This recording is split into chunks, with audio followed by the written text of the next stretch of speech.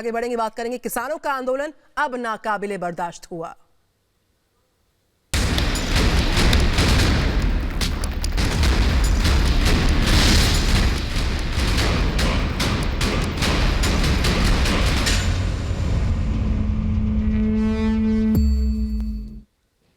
एक और बड़ी खबर इस पर नजर लगातार 42 गांव के लोगों ने अल्टीमेटम दे दिया है, चेतावनी दे दी है। एक महापंचायत होती है, उसमें यह निर्णय होता है कि अब ये आंदोलन जो है, ये जो लगातार 67 दिन से बदस्तूर जारी है, ये बर्दाश्त नहीं है। लिहाजा सब लोग आज जुटने वाले हैं और लोगों को जो कई दिन से किसान भाई देश के बॉर्डर पर जमा है, उनको हटाने की कवायद आज रहने वाली है। तो हम आपको तस्वीरें भी दिखा रहे हैं।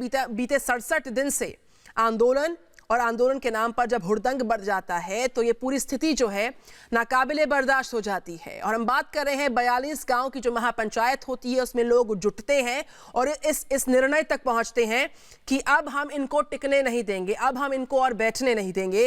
तो एक तरफ आंदोलनकारी, किसान आंदोलन का 67वां दिन आज, दूसरी तरफ जनता जो है विरोध पर आमादा है। एक रिपोर्ट पर नजर डालिए।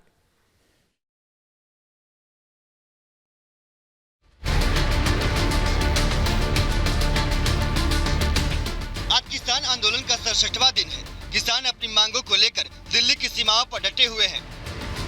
आज बागपत में सर्व खाप की पंचायत होगी, जिसमें नरेश टिकैत और जयंत चौधरी भी शामिल हो सकते हैं।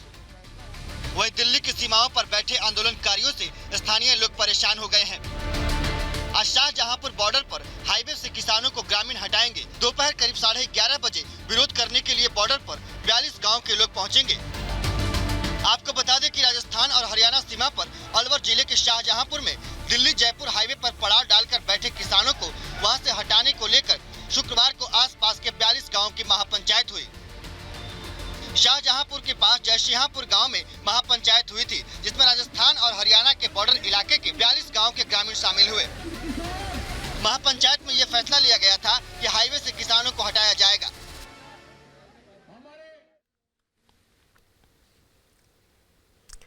तो इस खास रिपोर्ट में आपने देखा 42 गांव ऐसे हैं जो इस धरने से आजीज आ चुके हैं, परेशान हो चुके हैं। उनका साफ तौर पर कहना है कि किसानों को तुरंत प्रभाव के साथ हम हटाएंगे यहां से। बहरहाल हम यूपी गेट चलते हैं।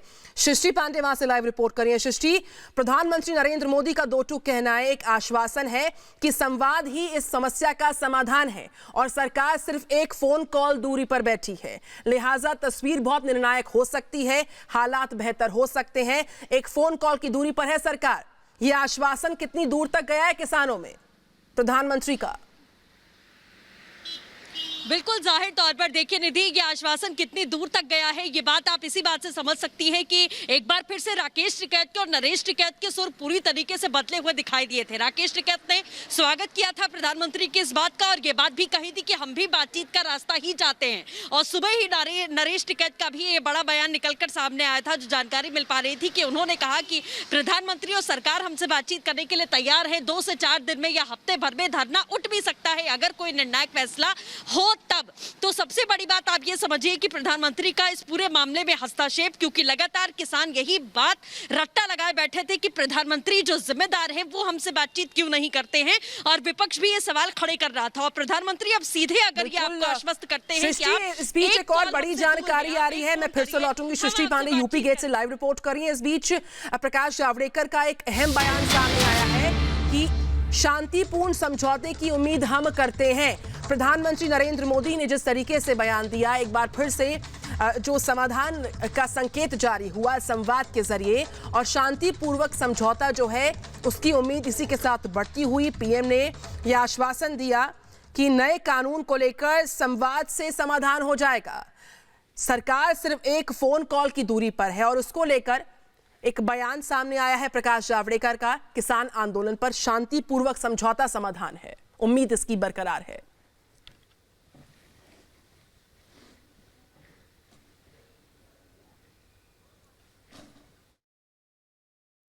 अभी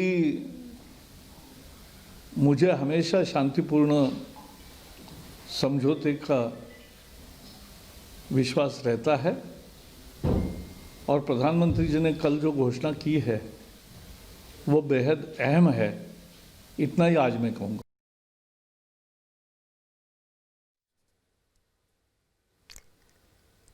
तो आप सुन रहे थे प्रकाश जावड़ेकर को। इससे पहले प्रधानमंत्री नरेंद्र मोदी ने किन बड़ी बातों का जिक्र किया वो भी हम लगातार आपको सुनवा रहे हैं। बहरहाल किसानों के आंदोलन का 67वां दिन हो चला है और इस 67वें दिन में अगर हम बात करें, हमारी संवाददाता, हमारे तमाम जो सहयोगी अलग अलग बॉर्डर्स